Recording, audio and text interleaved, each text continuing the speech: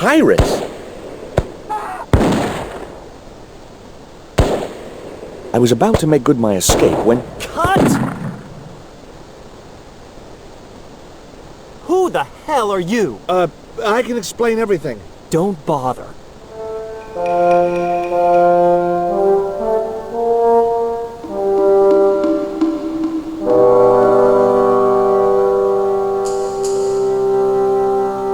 I'm sorry. I didn't realize you were making a movie. So who are you? Stobart. George Stobart. 2 B's and 2 T's. It's okay, Mr. Hawks. He wasn't in the shot. Hawks? This had to be Carlton Hawks, the newest enfant terrible of Tinseltown. I'd read about him. Mailroom boy makes good. Nice to know it was still possible to get to be a director armed with only an encyclopedic knowledge of postal charges. Stay out of the way, surfer boy. I'll deal with you later. Surfer boy?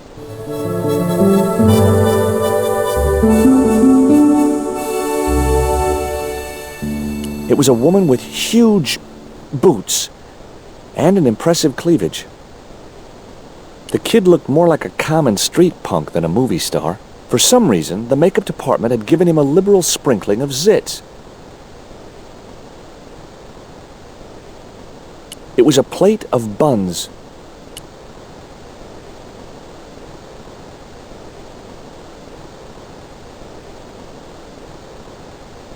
The bun was so stale it felt like a small rock. I was already carrying one of the stale buns. There was a pot of delicious-looking maple syrup on the table.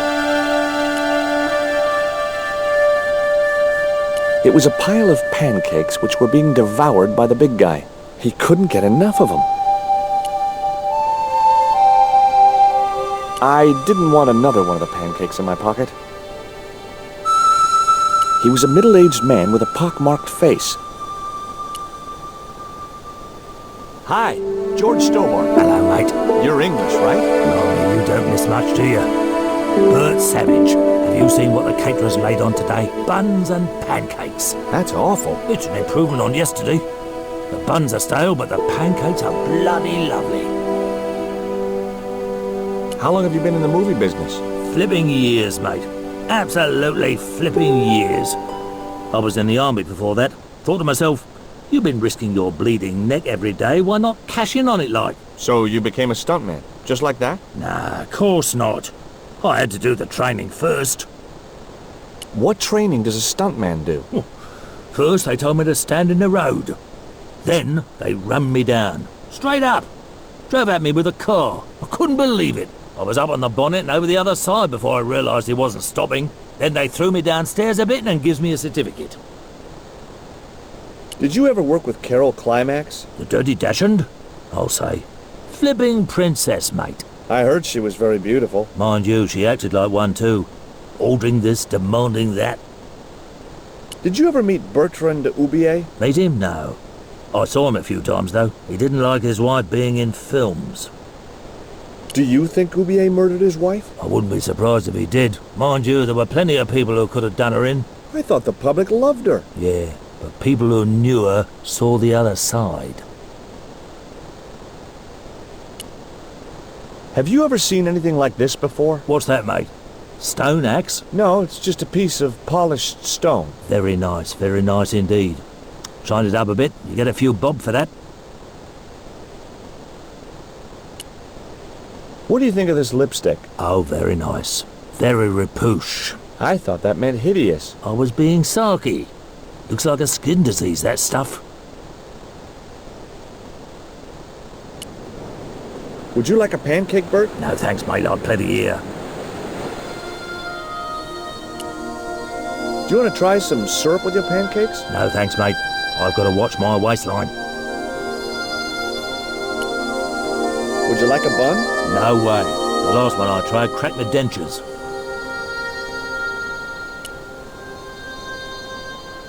It was Bert, the aging stuntman. The great director. Well, that's what his pose was supposed to say. He reminded me of Ed Wood.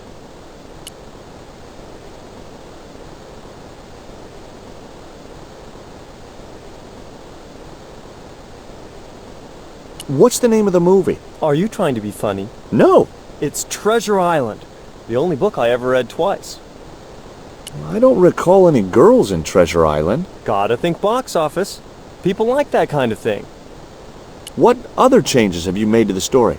Just a few minor details. You haven't written out Long John Silver. Are you questioning my integrity as an artist? Of course Silver's still in it.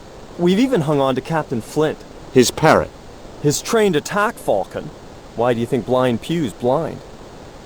Did you say you've changed the ending of the story? That's right. Do they find the treasure? Yeah, but that comes later, after they've escaped the volcanic eruption. A volcano? Sure. Krakatoa. All the millions spent on a movie, and nobody thinks to buy an atlas. Who's playing Jim Hawkins? Haiku McEwen. Oh, don't tell me you've never heard of him. I don't go to the movies too often. Jeez. Haiku is only the hottest teen star in Hollywood. That's why we're on such a tight schedule. Gotta film the close-ups before he hits puberty. I was talking to Mr. Savage, the stuntman. Is he all right? What makes you say that? He's not making any sense. The guy's English. Who's the leading lady? Don't you recognize her? That's Sharon Kowalski. Oh, right. I'd never heard of her. You know what the locals call this place, don't you? No, but I guess you're gonna tell me. Zombie Island. Zombies? A crazed gleam came into his eye. Get me the writers. Get me makeup. I want zombie pirates in this movie by the end of today. It was a camera, mounted on a precarious dolly, or whatever they call them. You wouldn't get me up there. It was the cameraman. Hi, I'm George Stobart. My name's Harris. Most people call me Flash. You're the cameraman, right? That's right. Why'd they call you Flash? You used to be a stills photographer? Nope. I decided not to pursue the subject. There was nothing else I wanted to ask the cameraman.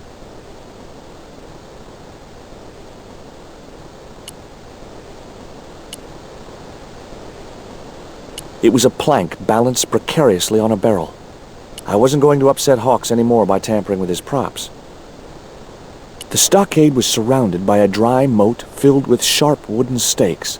No way was I going to try and jump it. Those stakes looked real.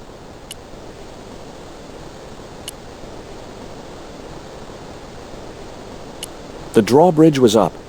I couldn't see any way of lowering the drawbridge, or any reason for wanting to.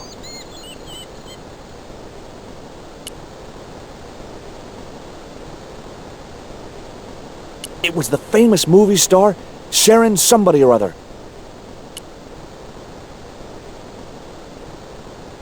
Hey there, I'm George Stobart. Well, hi, handsome. You're cute. I wish it was you playing the lead male instead of that kid. I can't act, ma'am. So what? I bet you can kiss. I couldn't believe I was having this conversation with a real movie star. What's it like sharing the spotlight with an actor who's young enough to be your son? What do you mean? What do you think of Hawk's treatment of Treasure Island? It's okay, I guess. I never saw the original. It's a book. One of my favorites. Really? The novelization's out already? What part are you playing? Pirate Babs, the ruthless and passionate lady buccaneer. It's a great part. I get to kiss a lot, and I kick ass. Like the boots? Would you like this lipstick? Nice thought, gorgeous, but I prefer scarlet. What do you think of these? Ooh, they're awful. You have no idea how much you've just gone up in my estimation. Take a look at this ancient Mayan artifact.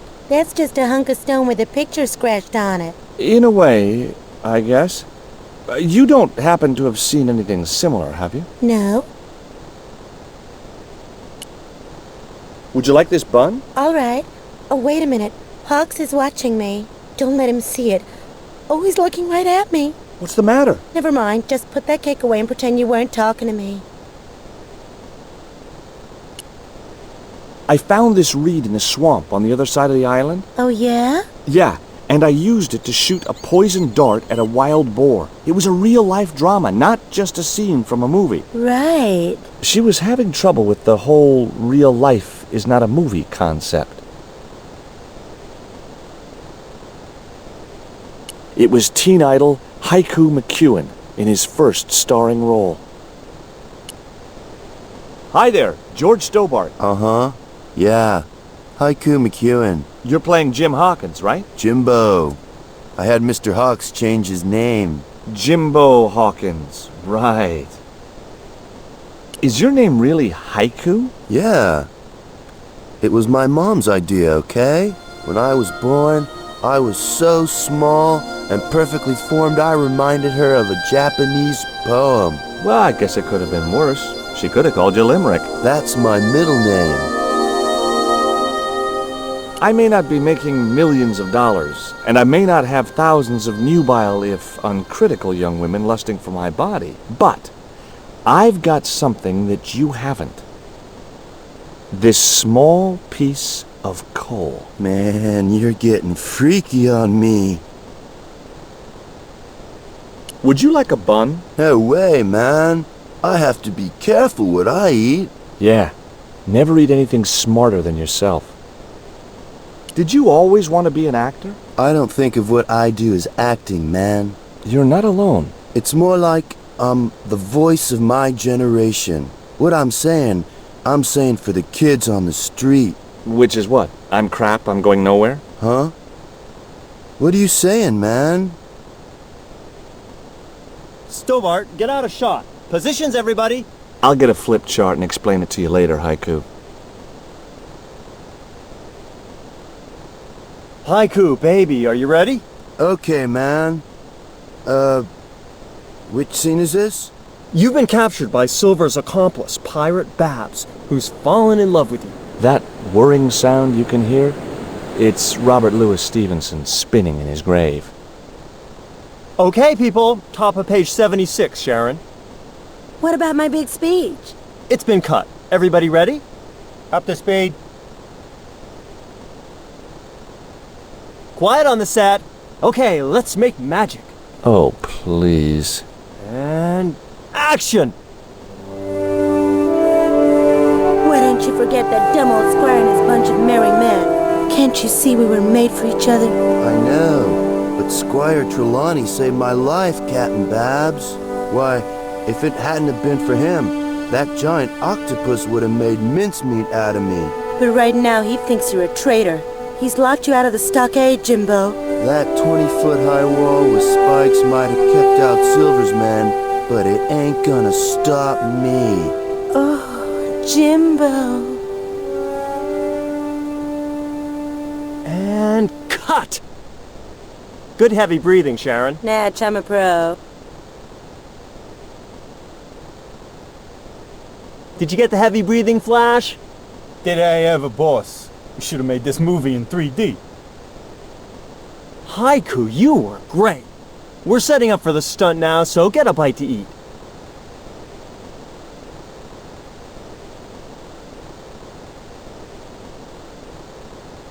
Savage, on set, damn it.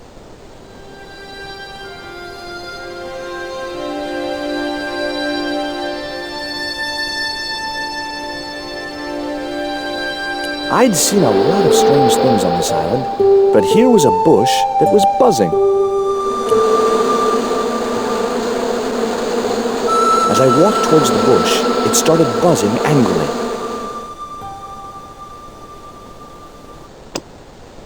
It was a stale bun which could easily have passed for a rock.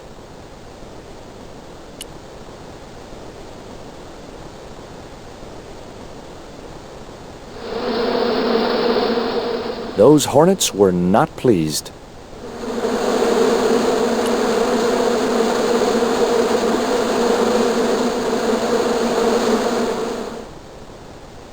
Mr. Hawks, I was wondering if... Not now. I got a movie to make.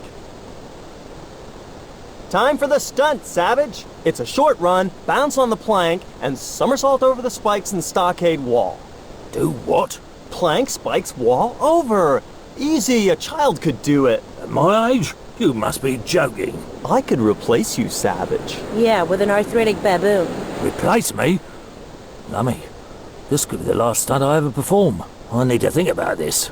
Get myself in the right frame of mind. A suicidal one would fit the bill for that stunt. Fine, you do that. In the meantime, we'll break for lunch. Oh, great. I'm famished. Stay right there and meditate, savage. Tight-ass little git.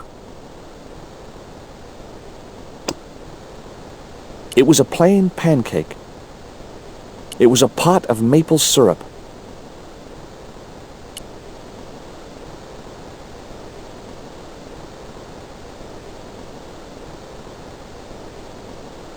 It was a pancake covered in maple syrup.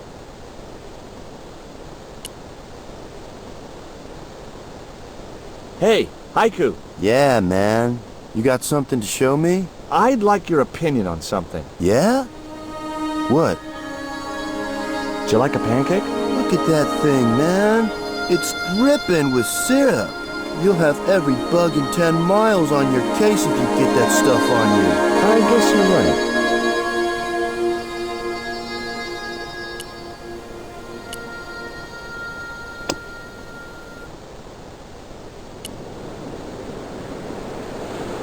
Hi. Hi, gorgeous. Would you like a bite of this pancake? Hell no. I only have to look at those things and my thighs swell like balloons. An interesting concept.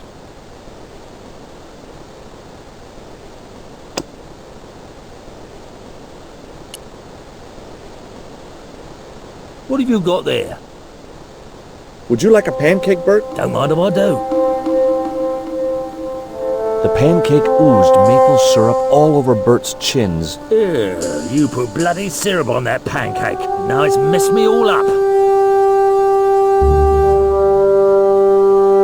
I don't want to worry you, but there's a hornet's nest over in that bush. Hornets.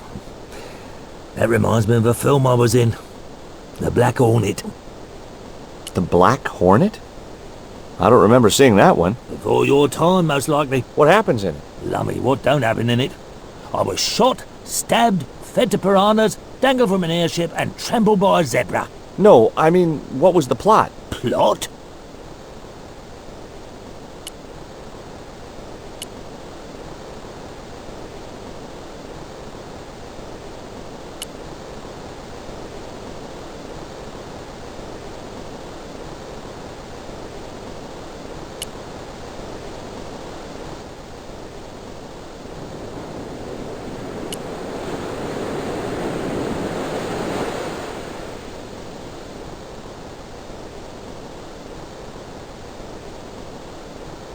Now I knew why that bush was buzzing. Hornets. Get that camera rolling. This could be good.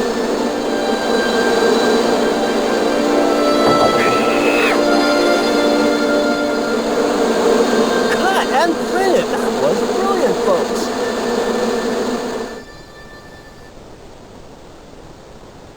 Okay, the next scene is down on the beach. This is where Hawkins finds the treasure in the Cave of the Crabs. Would those be giant killer crabs by any chance? Giant mutant killer crabs with attitude. There it was, the rock I'd seen from the camel's hump. Now that I was close up, I could make out a small cave near the top of the pillar.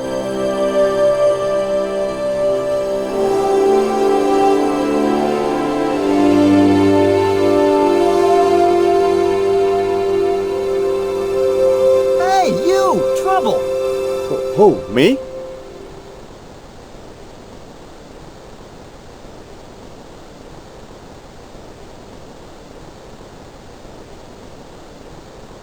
I want you to stay right where I can keep an eye on you. I'm not one of your lackeys, Hawks. I go where I like. Not here, you don't. The movie company has rented this island for the duration. You're trespassing. Do as you're told or you're gone.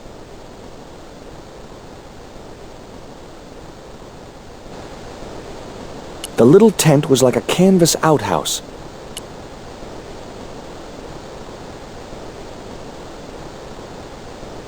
Hey, surfer boy, stay out of there. Oh, what is it this time? That's the wardrobe tent. You've got no business to be going in there. Looked like I wasn't going to get to play dress-up. Hey, get out of there.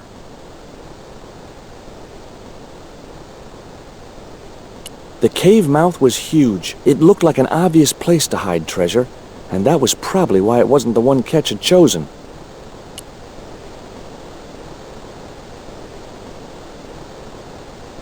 No point in going there.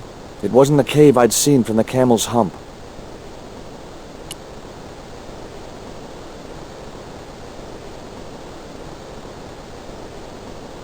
The truck carrying the camera had sunk into the wet sand.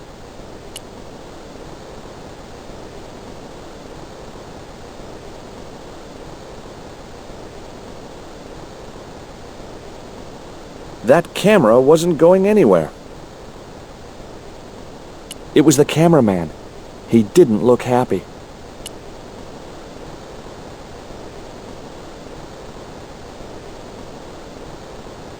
What do you think of Haiku McEwen? What's to think? The kid will have earned more by the time his balls drop than I'll earn in a lifetime. Good luck to him.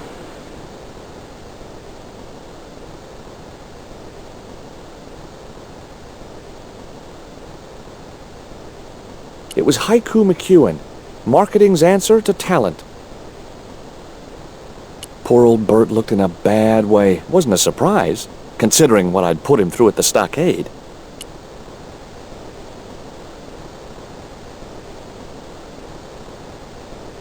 Hi, Bert. Don't you eye me. Fine friend you turned out to be. What's the problem? Huh. Look, Bert, what's wrong? You got a bloody nerve. If I didn't know better, I'd have thought you gave me that pancake just so them hornets would go for me. Oh, Bert, you've wounded me. How can you think that? Well, by looking at the evidence. I don't know why you still want to be a stuntman anyway. This is all I know, isn't it? If I don't do this, what do I do? Well, how about being a stunt coordinator? Being a what? You stand around in a big jacket and a baseball cap, telling the stunt people what to do. I can do that. Hey, you've done the job for years and you're not dead. That's gotta be good for morale. Well, I don't know. You get your own megaphone. I'll do it. George Stobart, international adventurer and roaming careers advisor. What films have you worked on in the past? Remember Death Stalker of the 10th grade? The psychotic biker what crashed into the school bus? That was me. Or what about They Prayed to Satan? I was the bloke in the hospital scene. You know, the one who caught fire, fell through the flipping skylight. I don't think I caught those. Must be cool getting to travel the world like this. Yeah, nice here, innit? My Beryl used to love the seaside. Day out at Clacton. Bloody smashing. A pint of jellied eels washed down with a bottle of brown. Quick feel on a big wheel and a stroll around the town. Course, them days, you could live like a flipping king on 10 bob a night. Tombola, frothy coffee at the cafe or the prom. You know, I don't have the faintest idea what you're talking about. I've had a great idea. How about you dress up as Jim Hawkins and climb up to that cave over there? What cave? That cave? You must think I'm balmy. I did me back in being chased by them hornets over that flaming stockade wall. No way am I going up there. Well, that narrowed the field. What's it like to work with Carlton Hawk? Flipping misery, mate.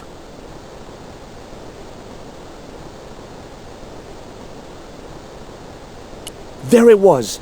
The column of rock I'd seen from the camel's hump. It was a lot taller than I'd expected.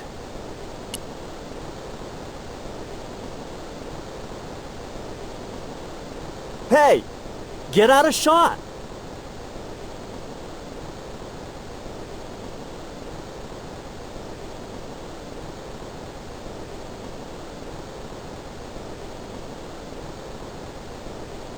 It was a portable movie camera.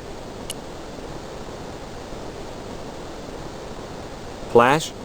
Yep, We can't film at the Needle Rock because the camera's bogged down, right? you got it, champ. So why can't we use the portable camera instead? You know, that's a pretty smart idea. I didn't know the first thing about using the camera. It was Carlton Hawks, the megalomaniac director.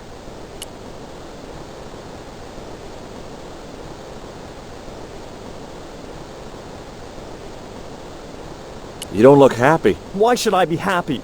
Look at that cave. It's supposed to be where the treasure is. So? Look at it. It's crap. Does that look like the sort of place anybody would hide treasure? I should have had props build me a proper damn cave. A cinematic cave. What do you mean, a cinematic cave? One with drama. Danger. One that looks like the mouth of a big stone skull would be cool, but I'd settle for drama and danger. Why don't you use that cave up on the rock pillar at the end of the beach? We don't have a stuntman anymore. Hey, I'll do the stunt. I appreciate the offer, but if you fall, you'll sue us. No, I won't. Everybody hear that? I heard it. Good enough, we're covered. Got any experience? Death-defying leaps, desperate fistfights, getting caught in explosions, you name it. Okay, people, move out. We're shooting the scene at the end of the beach. No, we're not. The camera's still bogged down. Shoot, I forgot about that. No go, Stobart. We'll have to use this cave after all. I've been talking to the cameraman. He's got a portable camera. So? So you can use the cave in that rock pillar at the end of the beach. That's a dramatic cave if ever I saw one. We ain't got a stabilized harness for it. The camera'll wobble. Did D.W. Griffiths have a stabilized harness when he made Birth of a Nation? You're right, damn it. Hitchcock, Wells, none of them needed one. For crying out loud, Sam Raimi stabilized his camera on a plank. Props, get me a plank. We're gonna wing it. Hot dog. We're gonna do a cinema verite pirate movie. George, get to wardrobe. We're gonna make you a star. On my way.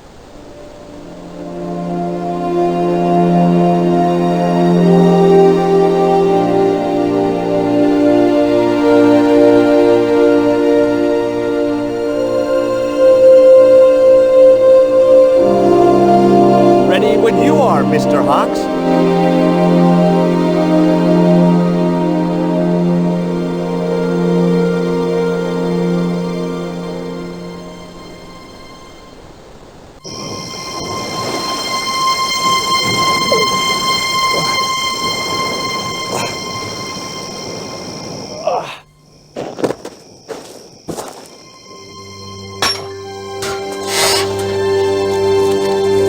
It was the stone which Ketch had captured from the Spanish.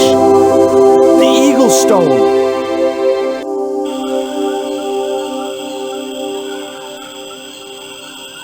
I returned to Quaramonte and found that George had left a message with Conchita. He'd already left for the Indian village, so I hurried to catch up with him. When I arrived, I found a scene of desolation.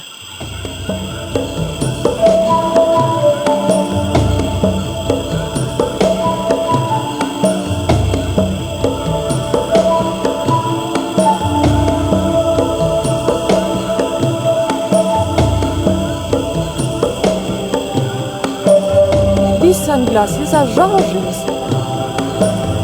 George, where are you?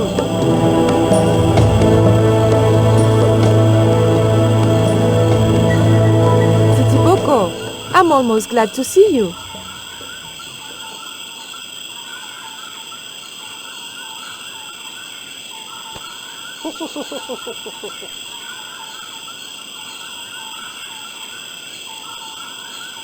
You little asshole, what happened here? Are you responsible for this? And where's George? Have you seen him? He was pointing to the remains of a burned-out hut. It was Titipoco.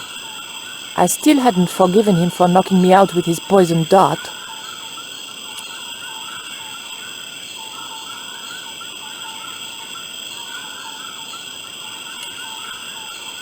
These are George's shades, right? Has he been here? Jaws! Where is he now?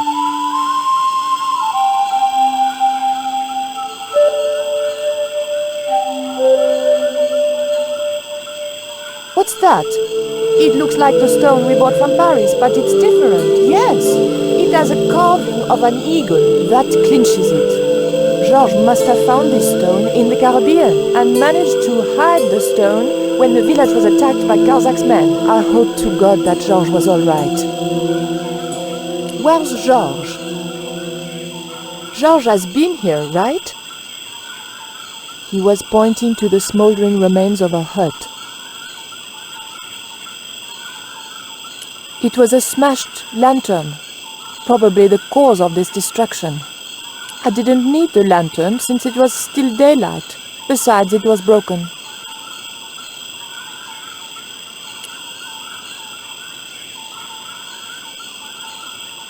It was a very hot and blackened stone. It was too hot to pick up.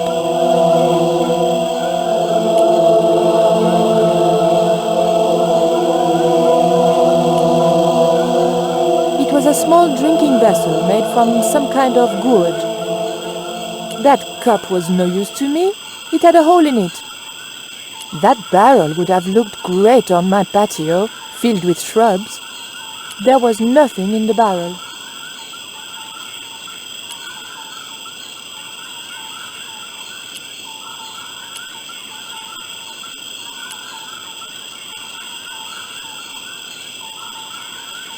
One thing I was sure of, those underpants weren't George's.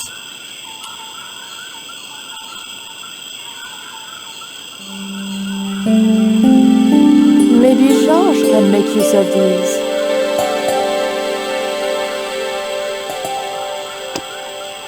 They were lovely underpants, really.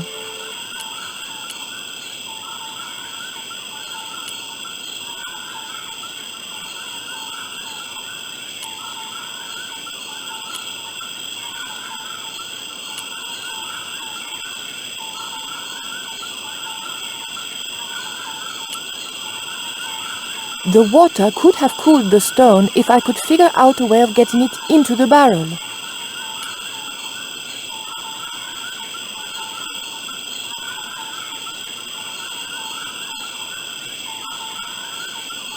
I just didn't have the strength to tip that barrel.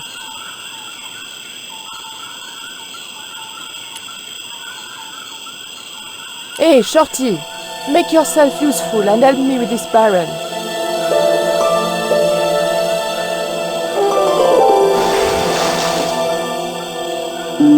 Thanks.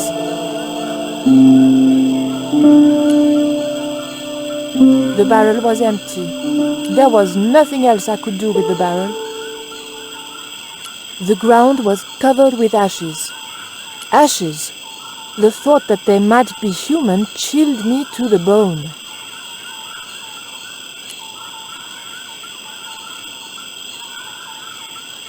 It was the coyote stone. The original stone that I found in Paris. I had the coyote and jaguar stones. Titipoco had the eagle, according to the Shaman. That's all we needed to deal with Tezcatlipoca. Pity he hadn't any ideas for dealing with Karzak.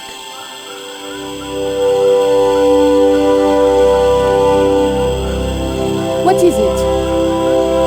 Where are you pointing? Titipoco was pointing to a path which led out of the village.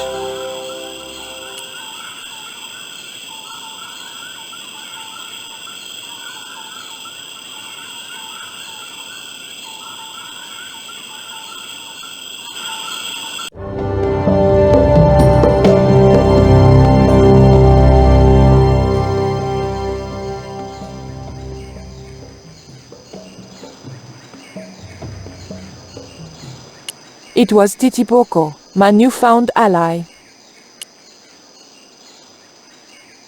How did you hook up with a maniac like Karzak in the first place? Karzak?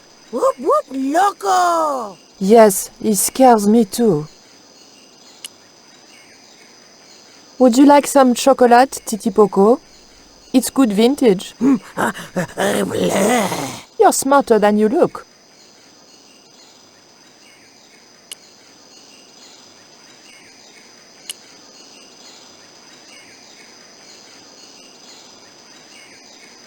Hey, señorita! Too late. I had been seen. Bonjour, Capitaine. Only Sergeant, pretty one. What are you doing here? Snuggle said I could come here with him. Snuggles? Oh, I mean the General. We're, friends. May I go up the pyramid? We have strict instructions not to let anybody pass. Oh, but I've told you who I am. Surely nobody would mind. Well, Oh, please, I'd be ever so grateful. I tell you what. I'll ask Pablo if it's okay for you to go up. If Pablo saw me, I'd be dead. No. It's not worth the bother. I'm not really that interested in their stupid pyramid anyway. Well, okay. It's men's work up there anyway. I'll just run along and play around here, okay? Okay, you do that. It looked like Karzak was using Quaramontean troops and local Indians as his guards. I didn't want to push my luck by talking with the guards again. I really didn't want to talk to them. There was an unlit torch by the base of the steps.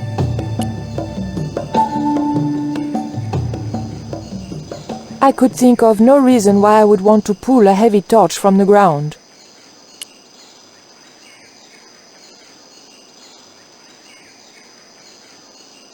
It was a simple wooden platform lift, used for shifting equipment, I presumed. The scaffold gantry went all the way up the pyramid. The engine looked like it was supposed to power the lift. It was a small but very enticing button. The button didn't seem to do anything. The cap was attached to the lift engine by a chain. There was a lever mounted on the side of the motor. It was an old electricity generator. It looked like a fuel line. It was a small screw-fit cylindrical housing.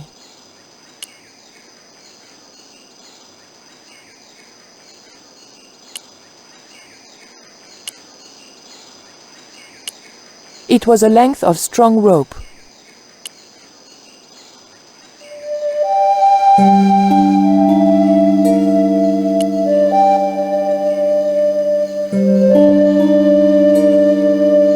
Titipoco, I have an important job for you. Take this rope to the top of this scaffolding and throw it over the top. Oh.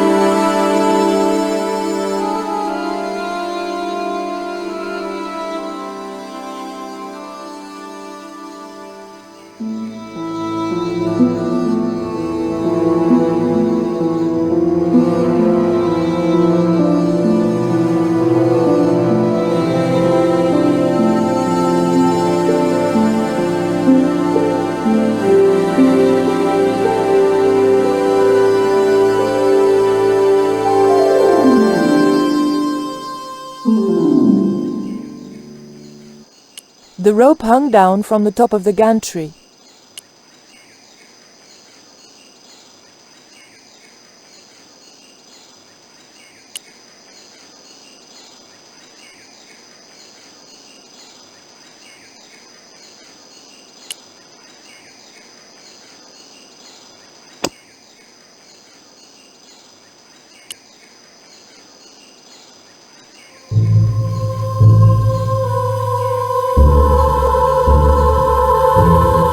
The fuel from the severed line had formed a pool.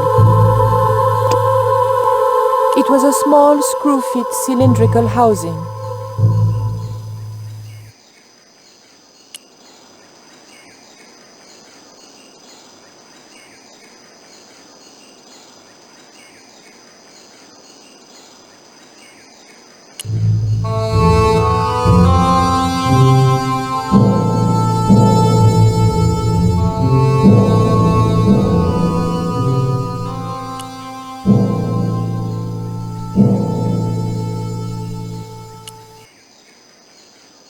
The motor spluttered into life.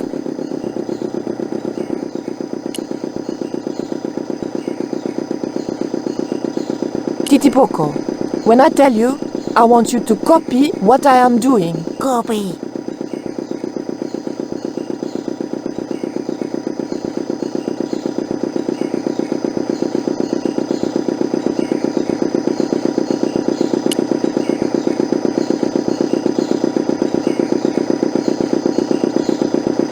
Okay? Copy.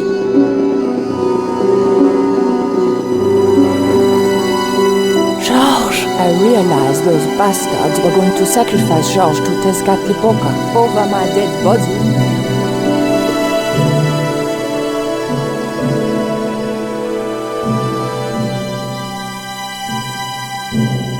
Thankfully, Georges was the only one to notice me. Where are they? The eclipse is about to happen. Patience. Your mother will be here soon and Karzak will be close behind. Just keep the Yankee covered and leave the worrying to others. Yeah, Raoul. The maniacs were going to sacrifice Georges! Shut up, Stobart. Just shut up! Calm down. He's no threat. Hey, Raoul, why don't you do us both a favor and shoot Pablo? You're very funny, Stobart. I haven't forgotten Marseille. When Karzak cuts your heart out, I'll be the one laughing. I'll bet I'm not the only one due for the chop around here either. Hey, Raoul? I'm warning you. Raoul was a bundle of raw nerves. I hoped Georges wouldn't push him too far. There were a few sealed crates and drums. None of them looked like they might be useful. The crates and drums were sealed, and I had no way of getting into them. It was Pablo, Karzak's right-hand sadist. If Pablo had seen me, he'd have killed me. It was as simple as that. General Raoul Graziento. I didn't fancy Raoul's chances once Karzak didn't need him anymore.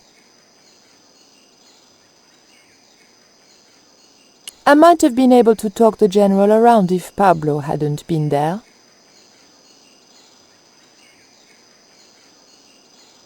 It was a stone table. Given the history of the place, I wondered how many poor wretches had lost their lives and hearts upon it. Karzak and his pet vermin had got Georges tied to the sacrificial table. I had to come up with a plan, or he was as good as dead. Karzak's goons had left an ammunition belt lying around.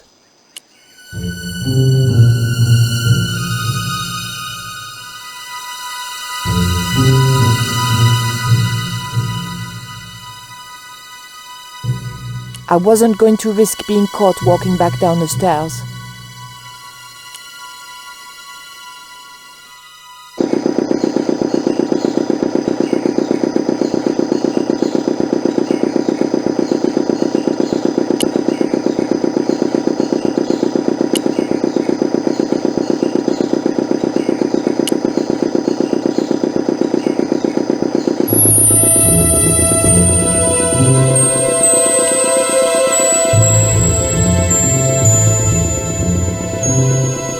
Titipoco, do you still have that lighter gun you pulled on me so amusingly?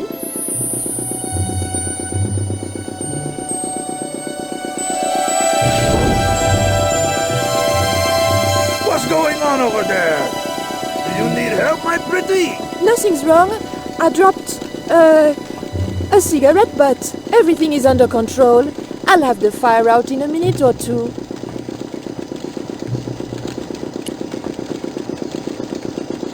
The fuel was burning violently. No way was I going to touch the fire.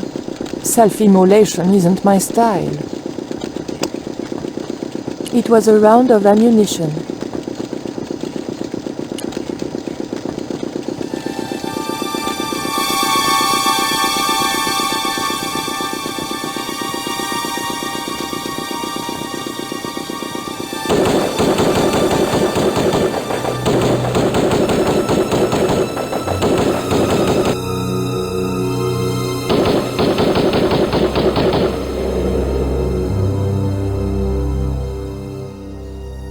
What's that?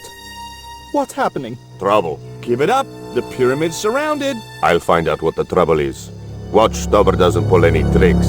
If he does, shoot him in the head, not through the heart. Why does it matter? He'll be dead either way. His heart belongs to Tezcatlipoca. That's not true. We just had dinner a couple of times.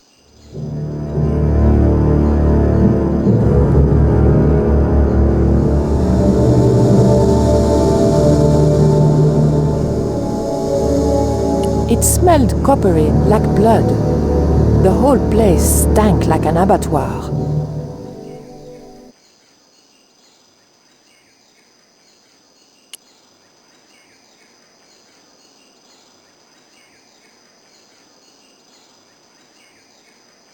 Drop the gun or I shoot! Please, don't hurt me. Don't worry yourself, my finger isn't loaded. Nico, what are you doing here? Firstly, I'm going to set Georges free, and then screw up Karzak's scheme. No, I can't let you do that. Karzak has promised me power. Raoul, wake up. The only thing Karzak has on offer is death. You may want to ask Oublier, except you can't. Karzak murdered him. You're lying. Oubier's in Europe. Sure, he's in Europe. In London, on a mortuary slab with 2 bullet holes in him. But Karzak promised.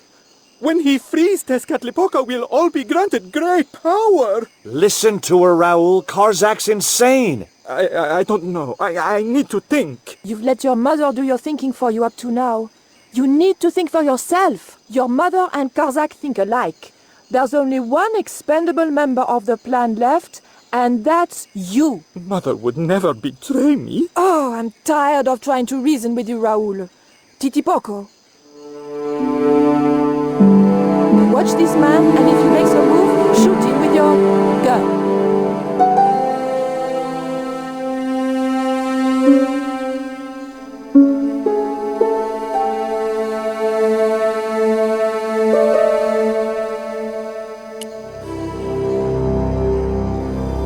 Hold still, Georges. I don't want to sacrifice you by accident.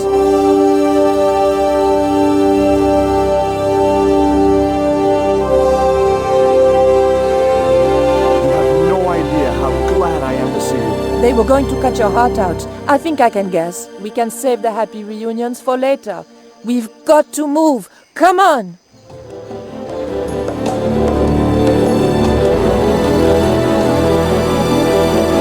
We're safe. This is a dead end. We're toast. I know, Titipoco. I'm not too happy here either. He knows this is Tezcatlipoca's pyramid. The house of the enemy. Well, we can't stay here like rats in a trap. And we can't go out the way we came in. It would be suicide. I'll have a look round. Maybe there's another way out. In the meantime... Take this. It's the Coyote Stone. It might bring you luck, I hope. You managed to recover the stones from the village? Then we might have a chance after all. Incidentally, what would Titipoco have done if Graciento had moved? Titipoco? Nothing. He's given up violence. It was Georges, just rescued from certain death and not looking suitably grateful.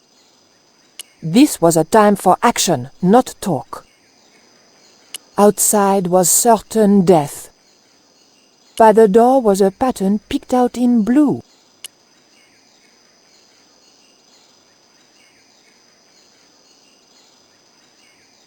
The pattern meant nothing to me.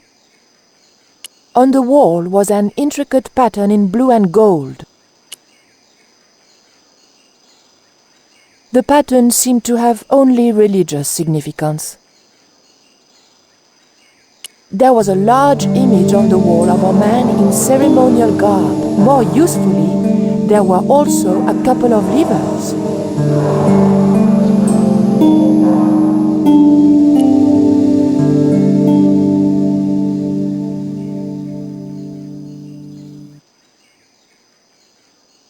The lever was made of stone.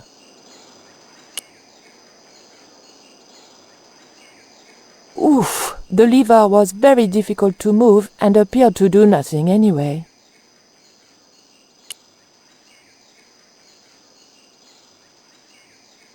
Heave! Still no good.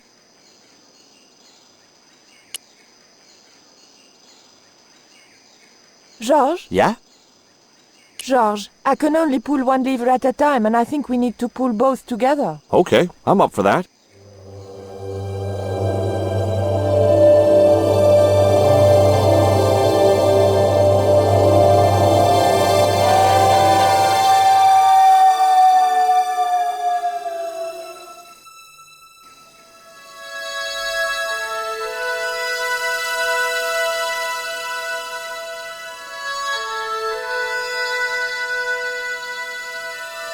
Raoul, there's something suspicious. This sacrifice! Where is it? Nico was here with Titipoco. They set him free. I couldn't stop them. You idiot! I should have strangled you at birth. Titipoco's gone soft. He wouldn't have hurt you. I know that. The darkness of the sun is almost upon us, and we have no sacrifice to appease Tezcatlipoca. Have you any idea what your incompetence will cost us? I think so.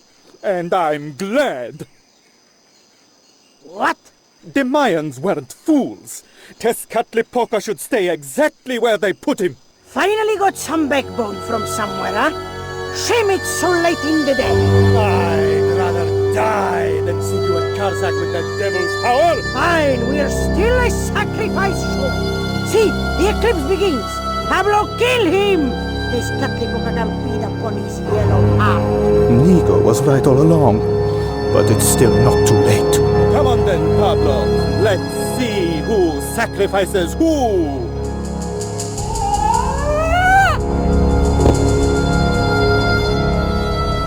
What place is this? I was in some sort of strange room. Tiles and dials. The priests who designed this place must have known how to use them. I was going to have to figure it out for myself if I ever wanted to get out of here. It was the great stone head that had spat me out. It reminded me of an ex-boyfriend, on both counts. The chute I'd arrived on was too steep and slippery to get back up. The room was dominated by an enormous device, decorated with the usual Mayan motifs. It held two great discs, each covered in glyphs.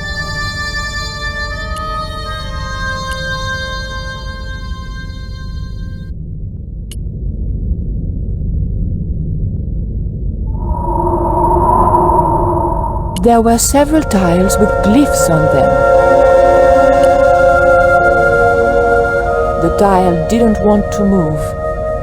There was a statue of a monkey, some sort of religious significance. The monkey held a board containing more tiles with colored glyphs on them.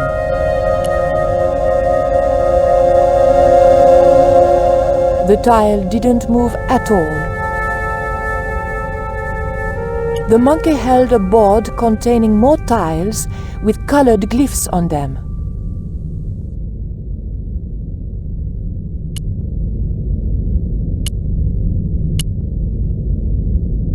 It was the great disc machine.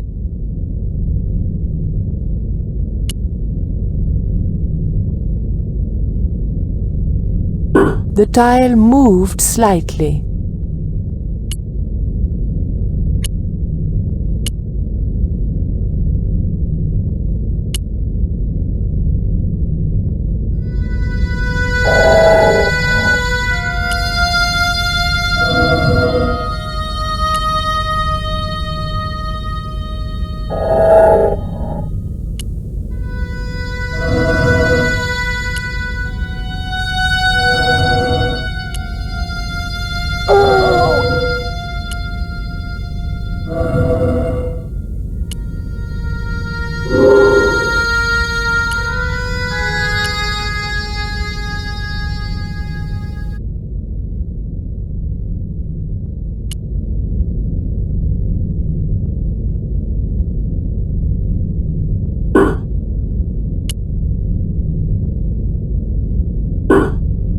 The tile moved inwards and clicked home.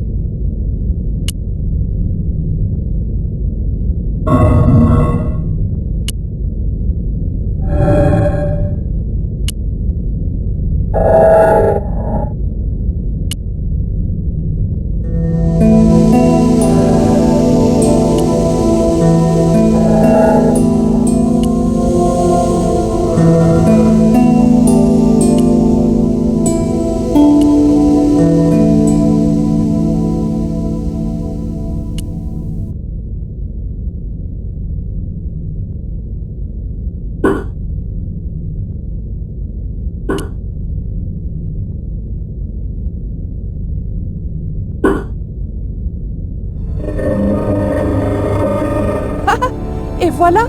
Georges once told me that there's an act to finding secret doors.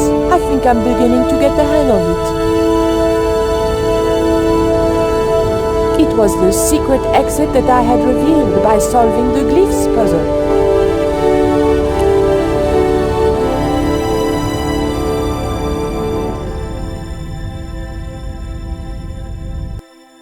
So I thought, this is it, you know? This is true love. Anyway, I have to leave for a few weeks, and when I come back, what do I find?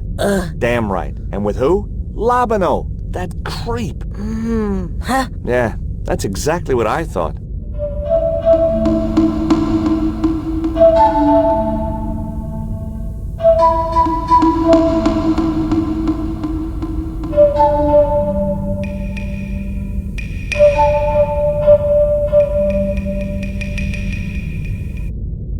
Oh, heck.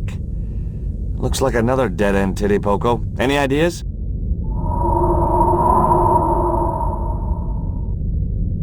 I was hoping for something a little more constructive. Never mind, I'll have a look around.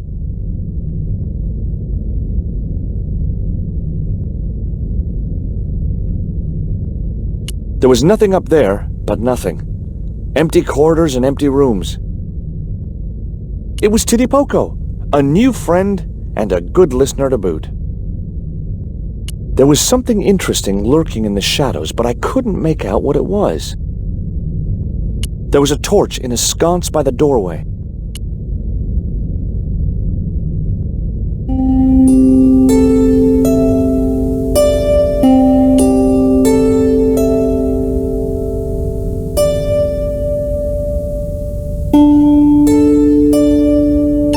I need to light this torch. Can you do something clever with a couple of sticks or flint and tinder or...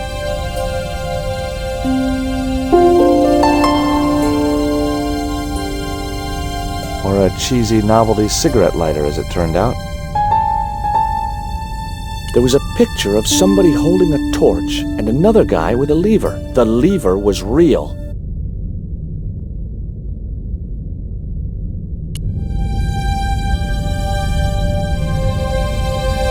Well, there was nothing else to do around here, so I pulled the lever. Nothing's happened. Oh, I hate that. Don't you hate that? Titipoco? Oh my...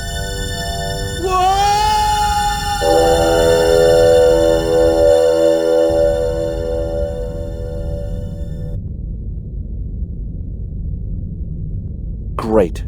I had no idea where I was, no idea where the others had got to, and time was running out to stop Karzak. Still, I wasn't dead yet, so it wasn't all bad news. The torch didn't look like it was going to burn for much longer. There was an unused torch up on the wall. The torch was fine where it was.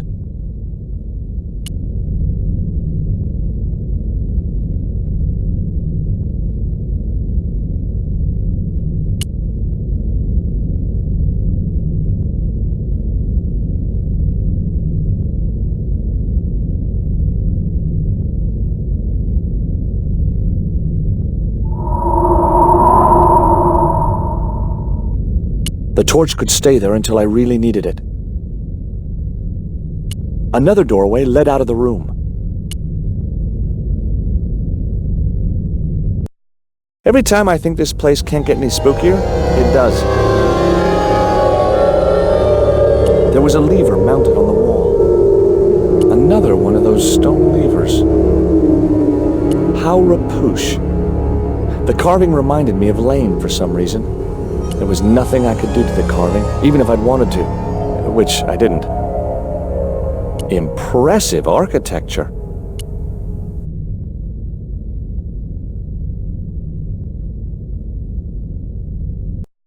Charming. To the left of the door was a stone lever. There was a stone lever to the right of the doorway. Lovely. Looks like my school gym teacher. The statue looked like it doubled as an incense burner. It was an enormous stone doorway.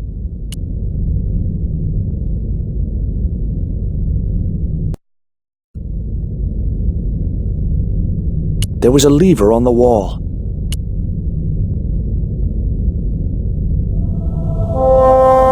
A stone slab that must have weighed tons sealed the door.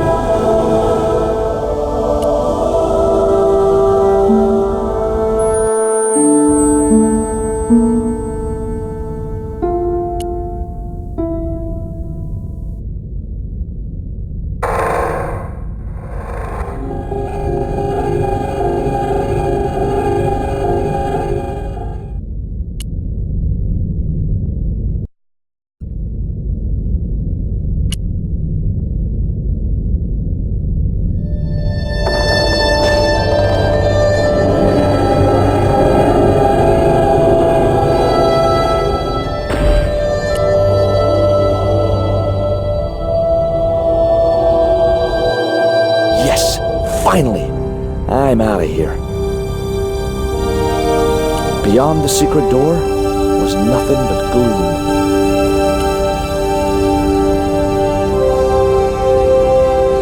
Once more into the unknown.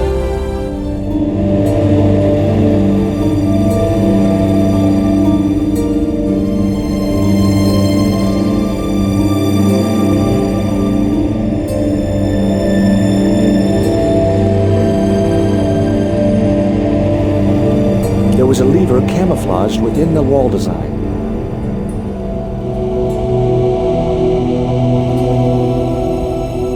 Cool. Onwards and downwards, Mr. Stobart.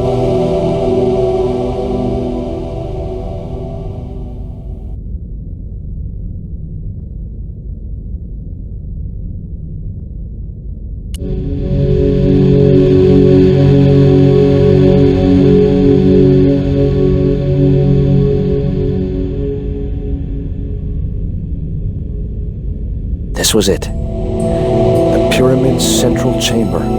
Its dark heart. Once before in my life, I'd stood in front of a door and thought, this is it. If I go through there, I'm going to die. I'd been wrong then. I hoped I was wrong now. This was the door that led to the central chamber and the smoking mirror.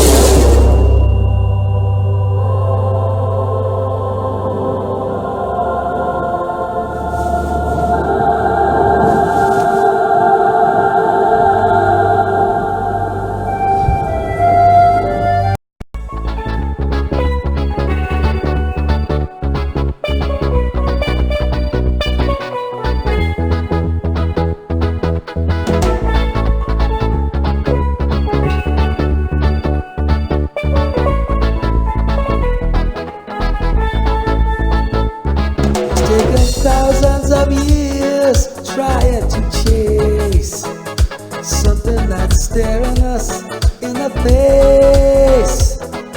When life has lost all its feast and you're feeling flat, you must remember that happiness is an inside job. If your name is Mary, if your name is Bob, it's up to you if you sing or sob. Remember, happiness is an inside job. A lot of people travel in search of the sun, flying and fishing, looking for fun.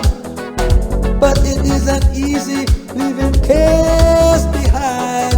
And pretty soon you'll find happiness is an inside job. If your name is Mary, if your name is Bob, it's up to you if you sing or sob. Remember, happiness is an inside job. You can have a house on top of the hill, bank accounts worth a couple of mil. But when you lose your spark and your spirit's deep, hang to this little tip.